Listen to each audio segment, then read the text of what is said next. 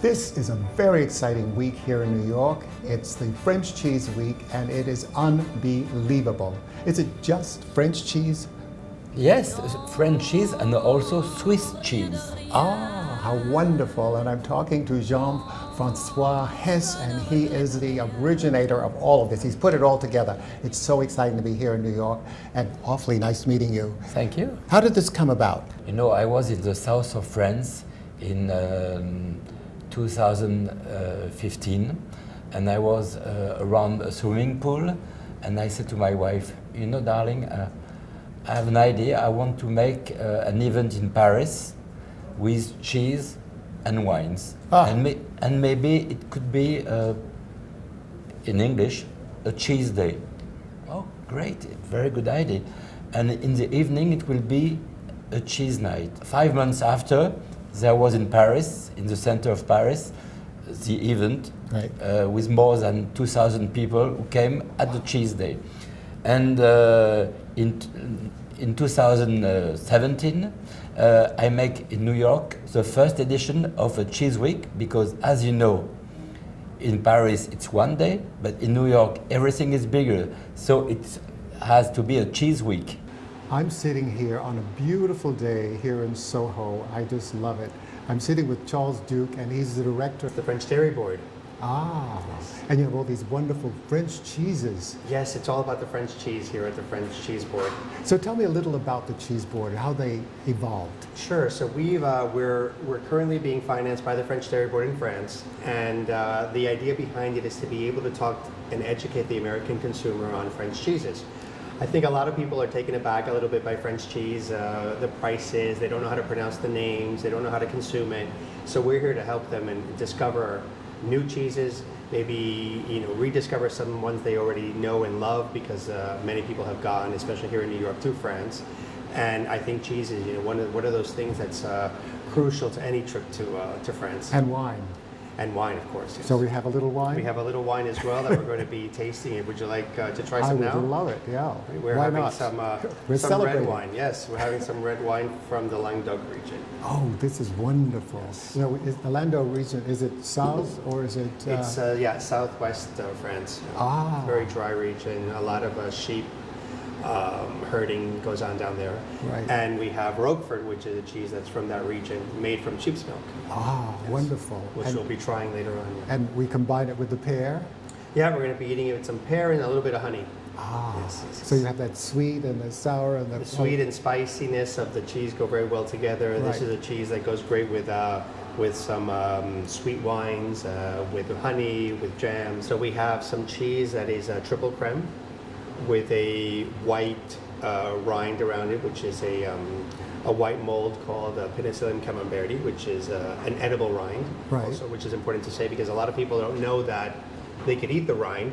Yeah. I've been to a lot of parties where I see bries and camemberts that have been excavated, and all you see is a floppy rind. But please eat the rind; it's part of the whole thing. It's part of the flavor, the texture, and things that you want to have when you're eating a piece of cheese. Right, and how long does it take to make this cheese? That cheese usually takes around a month and a half. It's not a very old and ripened cheese. Right. In French, the word for ripening is called affinage, which is very important in French because that's what really gives cheeses its characteristics. So depending on the cheese, affinage could be very short, or it could be months or even years. In France right now, they have over 1,300 cheeses. Oh, And God. there's so many different products, and each region has a richness, a story. Most of the cheeses come from a town within regions, and they're named for that town. Camembert comes from a town called Camembert. Makes sense. Livarot, which we have here, comes from a town called Livarot. Yeah. Roquefort comes from a place called Roquefort. So the history and the terroir, which is the land that it comes from, is all an intricate part of the process to make each of them. Well, you say tabouret, which is the earth, Yes. the soil. Yes. And it could be different 20 feet away, though. Exactly. I discovered with grapes, as a matter of fact, Right. when I was in France. Right. Well, French wine and cheese have that similarity, and they both talk about terroir because it's the soil and the place where these things come from. Now, tell me more about the French board. cheese board. Yeah. So the French cheese board is a space that is dedicated to French cheese. We use it as a communication tool, first and foremost, I think, to be able to communicate with the public, so the American consumer, in particular the New York consumer, since we're in Soho. How many cheeses do you normally carry here? Different kinds of cheeses. Here we usually carry approximately 20 cheeses, which we rotate, so we want people to come back and discover a new cheese. We try to propose different types of cheeses from different families, but usually it's a rotation. So every time you come, there'll be something new. And how often do you do that? We get new orders every week. So that's a small part of what we do here, which is, the retail side. We do sell some cheese and cheeses that are also available in a lot of the cheese shops around New York, around the country. Right. Here in New York, we have a small selection here. It's very curated, it's very special, but the space also does a lot more, like, educate and sample, and we want people to come in here and discover. You know what I like some about it? cheese. Is the fact that it's not a museum, it's a real living experience. Yes. And tell me about some of the other cheeses that you have. We created a small cheese board for you, and we're going to start off with this triple creme. A triple creme is a cheese where we're adding butterfat to the milk. So these cheeses have up to 80% butterfat. So it is a very luxurious feeling in mouth. It's like butter. It just melts in your mouth. And these are cheeses that are very rich, obviously. They cover your tongue. So these go very well with an acidic wine or with champagne, which would cut the fat and kind of cleanse your palate as you're having it. So Right. These are very nice to spread. These are very nice to eat either with savory accompaniments or sweet accompaniments. I was thinking of fruit. Yeah, you can have fruit like figs or strawberries, grapes, Apricots. etc. You can cut it in half and put a nice type of, jam. Would you like to taste some? I would love to. Well, here's a knife. I'll let you help yourself so people can see and try some of the rind as well. Wow. And you can use that as a vessel to carry it to your mouth. I think this is one of those cheeses. It's hard to just grab a little piece with your hands because it's very, very soft and creamy. Ah, looks beautiful. It's heavenly.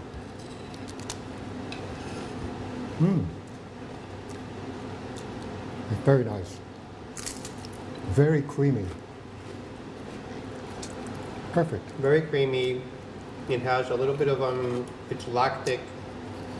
The rind brings a little bit of texture, but again, melts in your mouth. It's buttery.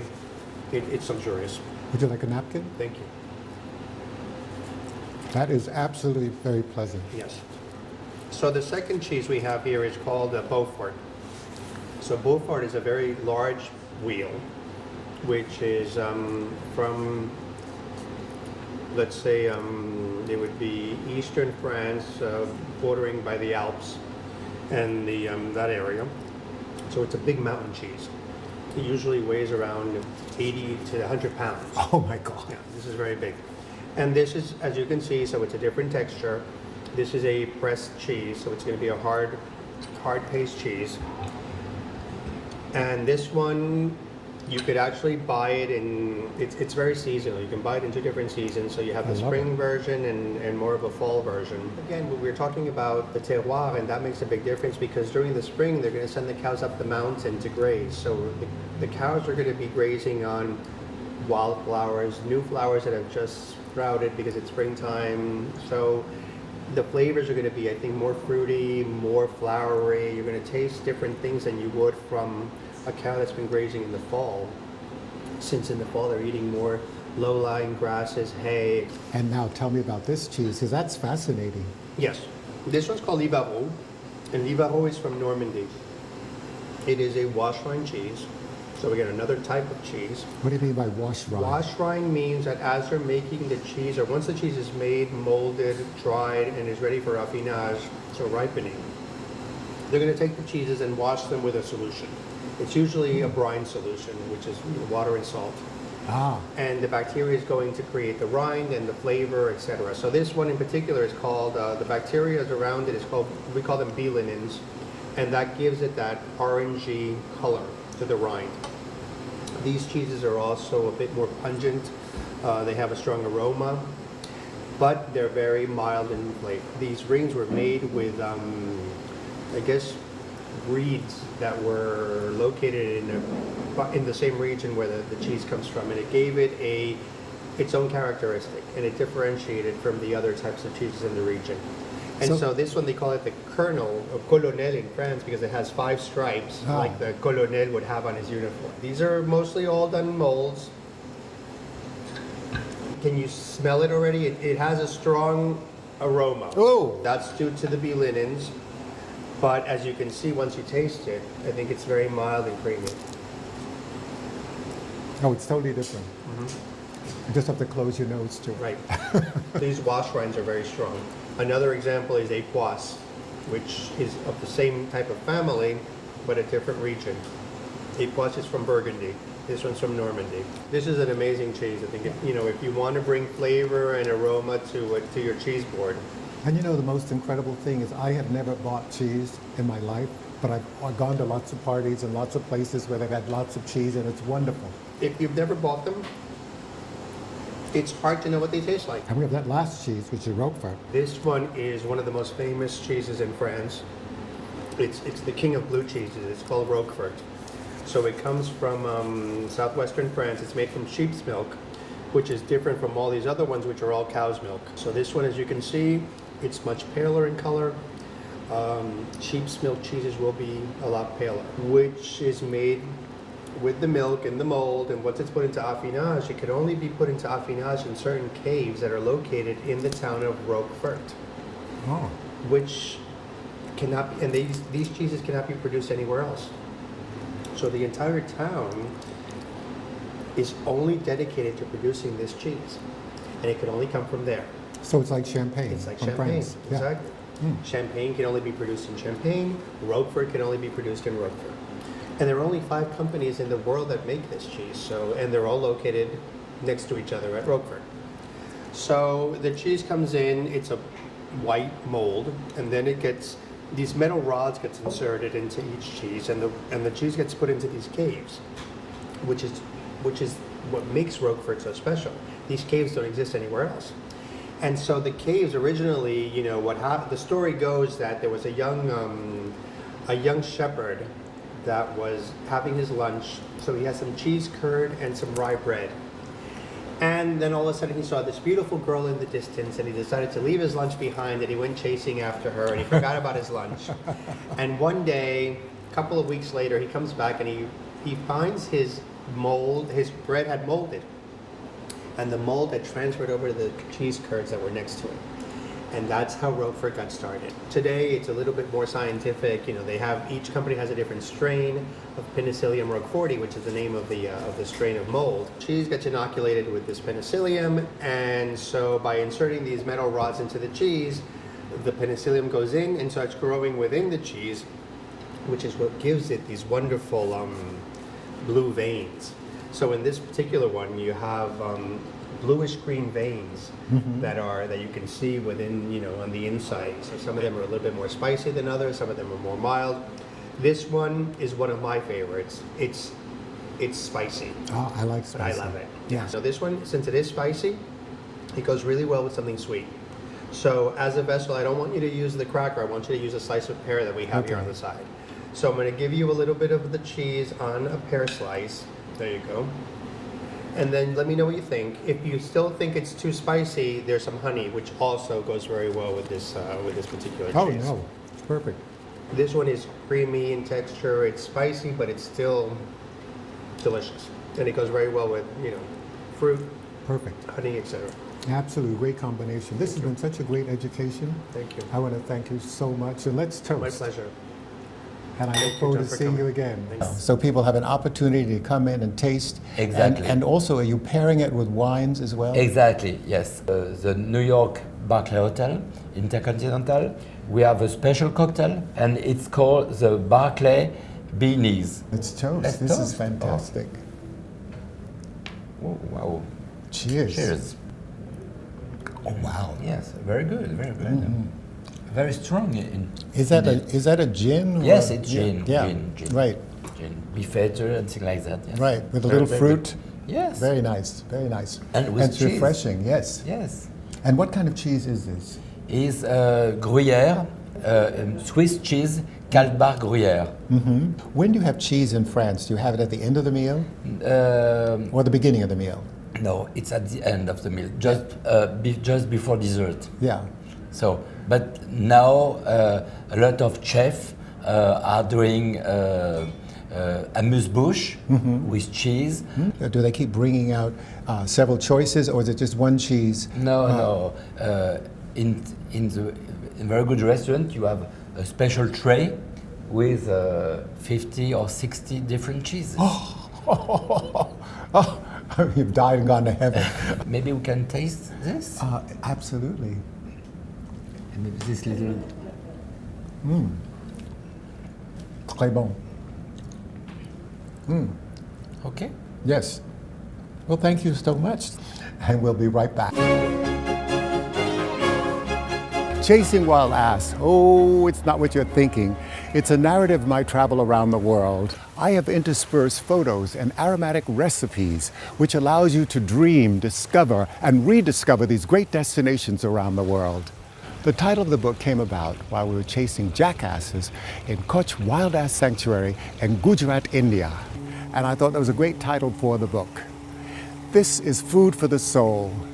Not only does it allow you to dream, it's adventure, it's history, it's culinary, it's culture, with a sense of humor to spice it up. Chasing Wild Ass is a celebration of life. You have to live each day as if it's your last. Remember, my world is your world. So get up, get out, and travel!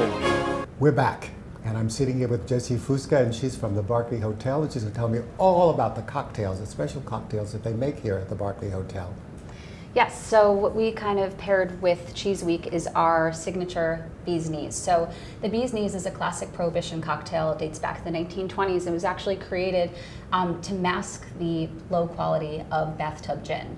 So obviously we've come a long way. So the classic way to make this cocktail is just kind of London dry gin, honey, and lemon juice. So our kind of fun, unique spin, we actually have hives on the rooftop, which we're bringing back in the next week, which we're very excited about. So this is the second year of our beehives, and we actually harvest our own honey and we smoke it. So this is actually a smoked bee's knees.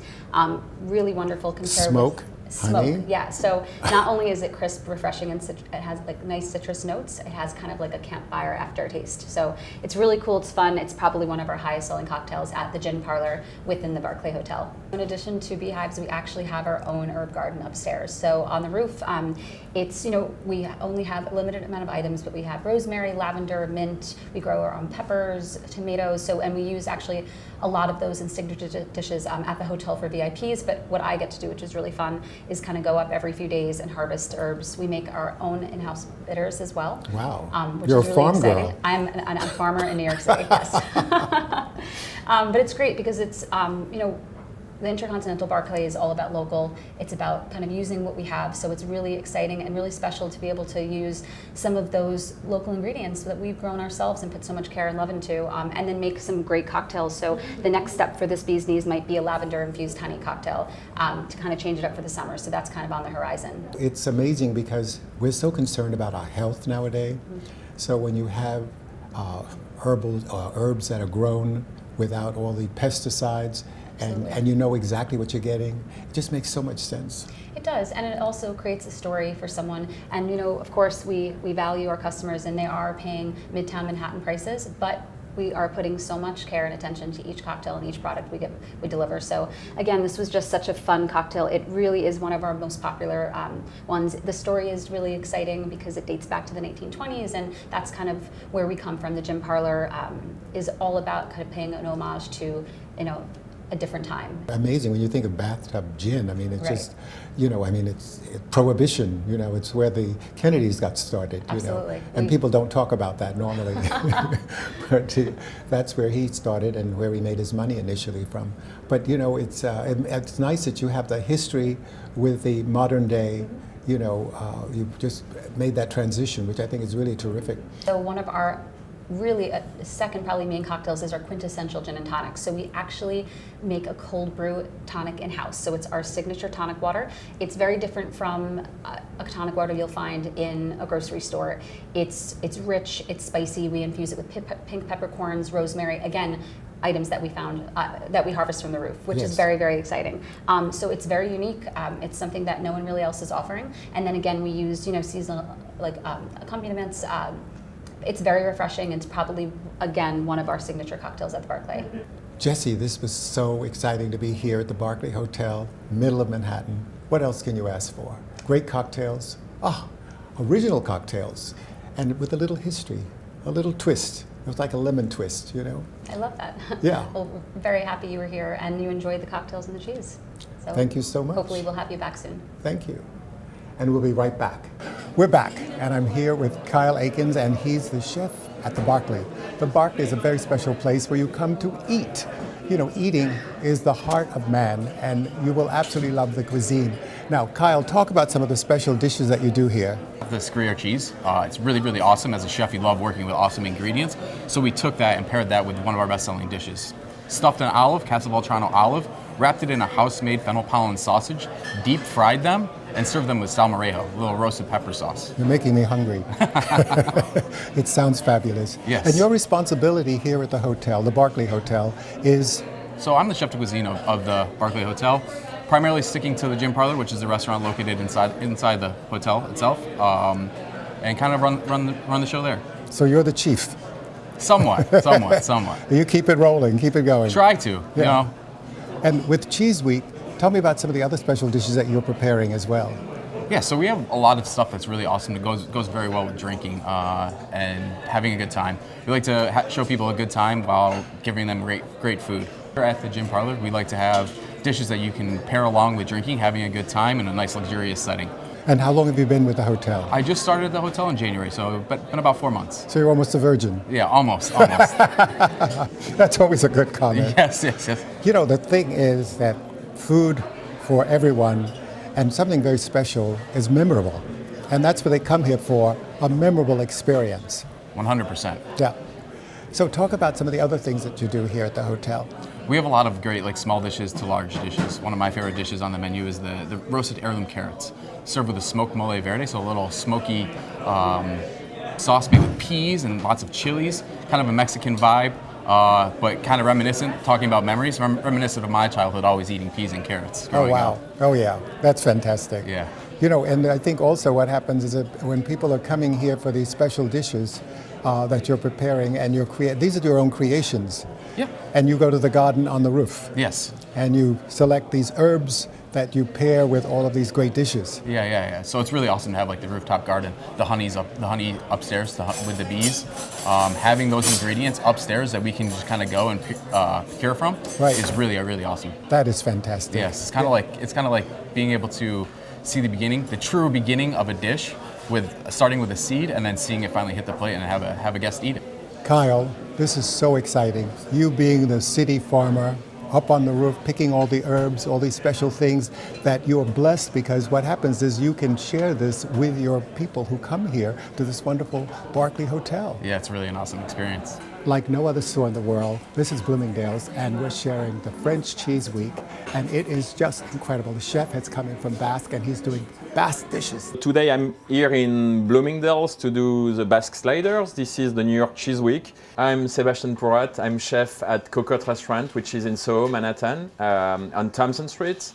I'm from Basque country, actually, in France, and I'm doing a Basque cuisine with French Southwest influence in New York City. I'm using Osso Irati cheese, which is a Basque cheese. So I was asked what cheese I would like to do for the cheese week, and I was like, obviously I would like to do the Osso Irati because it's a Basque cheese which is very interesting, and I wanted to go with two different cultures, like American culture because I'm in America and my culture, so I decided to mix those two cultures in a slider, in a burger, because what's interesting from Basque is you have the mountains and the sea, so you have kind of every single product that you want are available in Basque Country, and so far in New York I've been able to source them and to have them. So we're doing some focaccia and I'm gonna grill it a little bit, a little tiny bit to give it some crunchiness.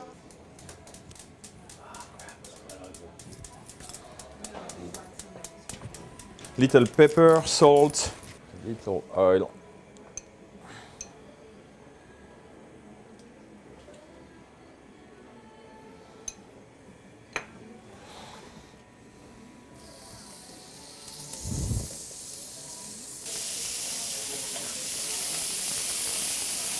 So cooking the burger, getting the focaccia ready, we have the heirloom tomatoes here. We're gonna use some baby gem lettuce as well, and obviously the osso irrati cheese.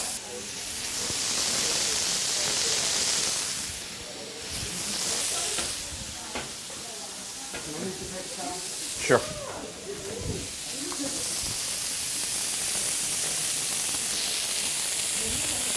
So they're cooking, we have the tomatoes set. We're gonna top them up with guindillas pepper. Medium spicy. For French people, it's a little spicy. In New York, people love it because it's the spiciness which is perfect to go with. And in the secret sauce, which is not a secret anymore, there are some guindillas. So we're gonna trim them up. Okay, so osso irrati cheese.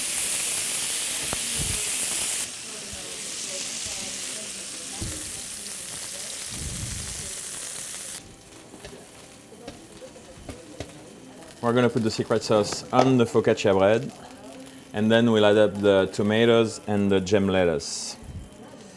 I put some guindillas pepper and some other Basque ingredients. So I'm gonna add up the salad. I'm just adding the tomatoes now, and then we're having the burgers here. Got it. Got it? Yeah. The cheese, as you can see it, is really well melted over.